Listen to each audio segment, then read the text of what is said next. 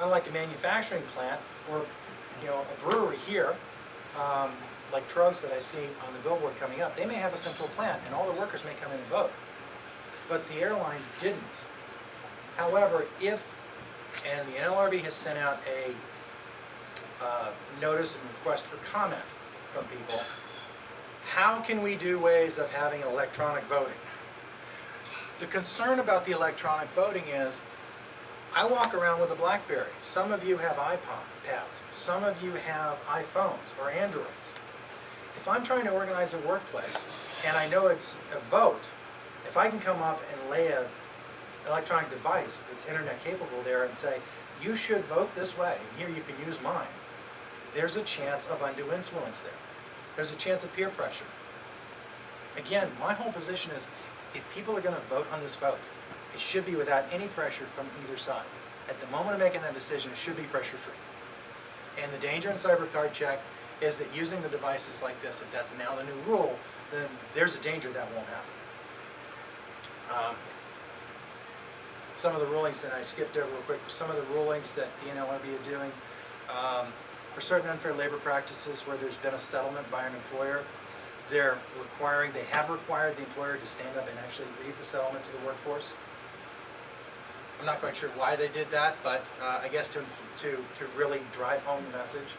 But it gives you a flavor of the board, that the board is really becoming polarized rather than neutral. The Department of Labor, and I can give you more examples later if you want on the NLRB. One example, for example, in some of the cases, they have in a decertification election where the employees voted to decertify, no longer be unionized, and it was by one vote. And the employer had actually signed a neutrality agreement in the very beginning. The board found that there was a passage in the employee handbook, even though it was never enforced, that said you're not allowed to solicit, you're not allowed to solicit on the property for anybody anything. And they said that had a tilting effect, therefore we're not going to abide by the decertification election that the employees brought. This is an employer that never enforced it, never, and I don't remember the case, but if you want, I can look it up and send it to you, that never enforced it and that never even took a hand in the vote because there was a neutrality agreement they'd agreed to in place. But on the other hand, the same board on an election, on a union election where it was also by one vote that the union did not get representation.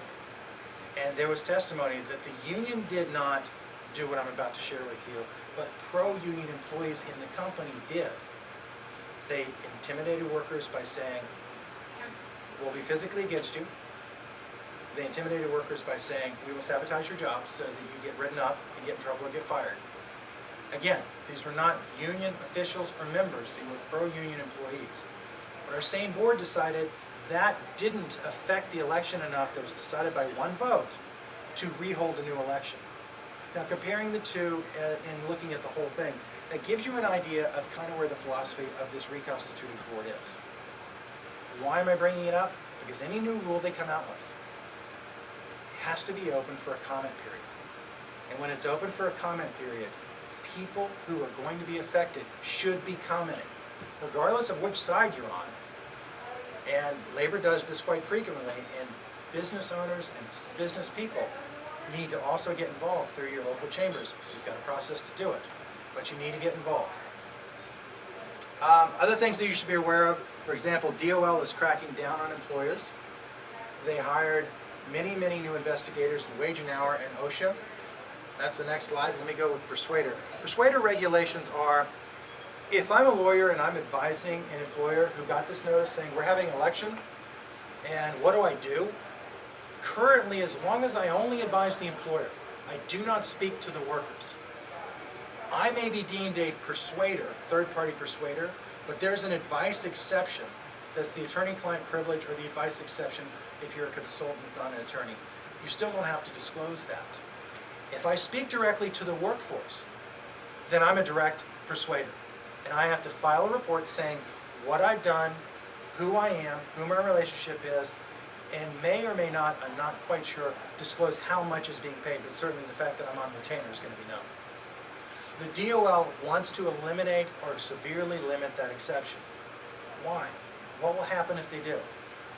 What will probably happen if they do is a lot more people won't be doing that type of business. Because having to make the disclosures when they're trying to be very careful to speak only to the employer is all of a sudden creating more exposure. If that succeeds in limiting the number of firms doing it, limiting an employer's readiness to call up an expert and say, what do I do and how do I handle this? Then they will be less armed in the debate of whether there should or should not be a union in their workforce. If they are less armed, and they are not as knowledgeable as labor is, whose job it is to do this, and they do it very well, that's going to be an uneven playing field. So that's the type of regulation I'm saying I don't think is coming out that's fair, but also people need to be aware of, so that when the comment period comes up, and things like this, the comments can be submitted. Why are comments important? Because under the Administrative Procedure Act, any regulation that comes down, they send out a notice of proposed rule. Your trade associations, and every industry has them. Your chambers of commerce, for very globally, have them, and they may send a notice to their membership. These are regulations that are coming down. The DOL has 90 items on their spring 2010 regulation list. But as soon as they send out the notice of proposed rulemaking, they have to open up a period of time for comment. Your comments may shape and change that regulation, or maybe it won't. But they still have to be dealt with at the administrative level. If the department or the board ignored all of it and just published the rule like they did as the proposed rule, and didn't deal with, justify, or explain how they had considered the comments and still chosen their action, then they violated the Administrative Procedures Act, and the rule itself is subject to voiding. They may publish the exact same rule, guys, but you've been a part of the process. They've had to deal with you. If it's a particularly heinous regulation, then maybe it's delayed it for a while and taken effect. Maybe it has a positive effect, like the 50 threshold limit. Wayne, I saw you shaking your head about that. Maybe instead they set it at 75, or maybe the 15 small business exception gets set for 25 because they considered what the effect was. The department just had on ergonomics, which is the old proposal under Clinton that musculoskeletal injuries should be compensable if they're tied to the workplace. That went to the Senate, didn't get put into our law. They're starting to collect information on the injury log, on OSHA's injury log on this. They pulled it back and then re-put it out, specifically with SBA advocacy, saying we need to hear from small businesses how this will affect them. So they are concerned with that. And 97% of the people in our country, they're employed by small businesses, medium-sized businesses. The DOL is aggressively enforcing a lot of what's going on. OSHA, and Wage and Hour, and OFCCP, the Office of Federal Contracting Compliance. The members are the employees of these departments, and their funding budgets in this administration over the last several years have increased. They've gone up. They've gone up because they're aggressively enforcing against employers things they find violations for. There's a crackdown on the use of independent contractors. If you use independent contractors and they're independent, great. If they're not independent, labor's looking at you.